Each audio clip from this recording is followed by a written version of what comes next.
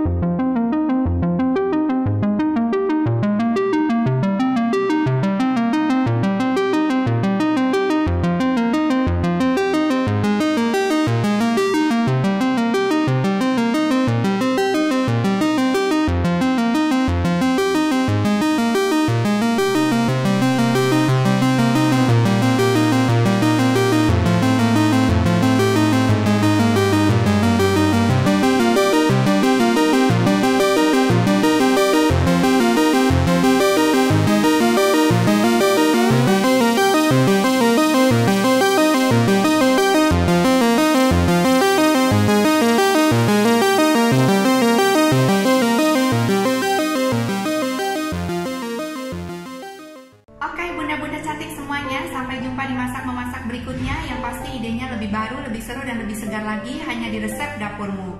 Jangan lupa klik subscribe and share it to your friends and families YouTube Resep Dapurmu. Bye, have a happy day.